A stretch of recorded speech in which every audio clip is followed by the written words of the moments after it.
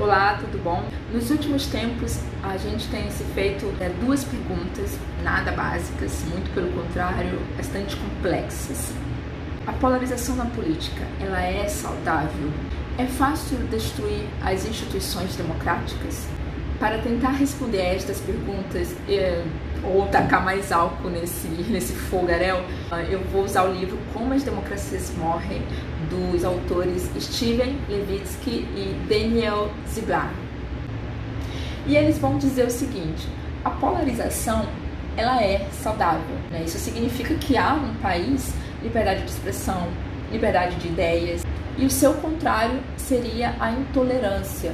Quando um não aceita o outro, as diferenças ideológicas não são respeitadas, pelo contrário, há restrições e até mesmo a propensão a restringir as liberdades civis do oponente.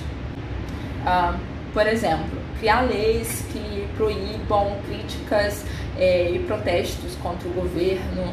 E quando há uma ação ou uma ameaça, para se tomar medidas legais, punitivas contra os críticos do governo ou contra os partidos rivais.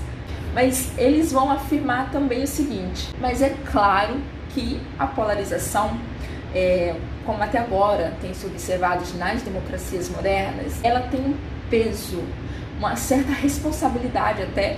Quando a gente pergunta, é fácil destruir as instituições democráticas? Em outro vídeo eu já falei aqui que a Constituição é o maior símbolo, é o principal símbolo que qualifica uma nação como um Estado democrático, né? Os outros países democráticos vão reconhecer uma nova democracia a partir da sua Constituição. Então esses dois autores no livro Como as Democracias Morrem vão dizer: só a Constituição ela não é o suficiente. Aí fodeu tudo, né? Porque se a Constituição não garante a permanência da democracia, então o que garante? Esses dois autores vão dizer o seguinte: são justamente as regras não escritas, mas que são amplamente conhecidas e respeitadas. Essas regras, sim, garantem a permanência da Constituição, né? Inclusive o próprio Estados Unidos da América, que é o país principal que eles estão analisando. Eles vão dizer assim, até os Estados Unidos da América, que é tido como a mais perfeita democracia liberal do mundo, né?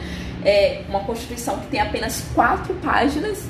Até esse país, a democracia ela sofre ataques, né? E isso acontece porque a Constituição ela tem lacunas e ambiguidades, né, que acabam sendo interpretadas de maneiras diferentes e até mesmo contraditórias, né? Sem falar nas situações inusitadas que podem surgir e não estão previstas na Constituição.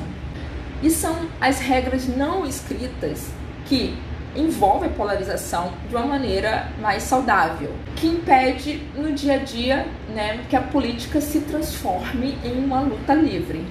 Mas que regras são essas? São 2 regrinhas básicas, né, que se destacam e são fundamentais para o funcionamento de uma democracia: tolerância mútua e reserva institucional. Tolerância mútua diz respeito à ideia de que o rival tem o direito igual de existir, competir pelo poder e governar. Pode divergir, pode não gostar, mas o importante é o cumprimento das regras institucionais, é essa legitimidade, né? A tolerância mútua, entre aspas, é a disposição dos políticos de concordar e discordar. Há polarização, mas não há intolerância. Quando as normas de tolerância mútua elas são frágeis, é difícil sustentar a democracia. O que é interessante observar, e até chocante, para mim é muito chocante, é ridículo, o perigo da democracia está nisso.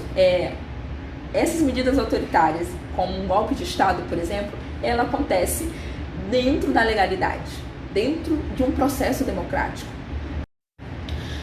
Já quando a reserva institucional ela não é respeitada, o que acontece é a violação das normas, né? A violação da Constituição. Um exemplo é um colapso democrático trágico todos são trágicos, mas vou dar um exemplo aqui bem trágico, que é o Chile. Antes de 1973, o Chile era a mais bem-sucedida democracia da América Latina.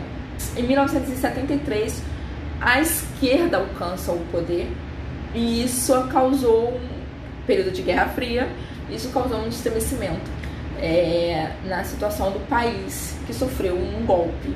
O presidente eleito democraticamente foi expulso do poder pelos militares, que com a ajuda dos Estados Unidos, com a ajuda de empresários e da sociedade civil, conservadora, enfim, católica, cristã, protestante, que vinha com esse discurso de Deus, Pátria e Família, enfim. Na verdade era só para manter os privilégios e os benefícios. O que é bem interessante nesse livro é que eles vão dizer o seguinte: olha, nem a própria República Estadunidense nasceu com normas democráticas fortes, Ele lembra que eles trazem a lembrança que no século XVIII e XIX, federalistas e republicanos nutriam um ódio mútuo, assim, eles se odiavam. Cada um desses dois grupos, eles visavam ter o poder permanentemente e tirar o outro de jogo, sempre, para sempre. E o que complicou ainda mais essa relação é o interesse na escravidão.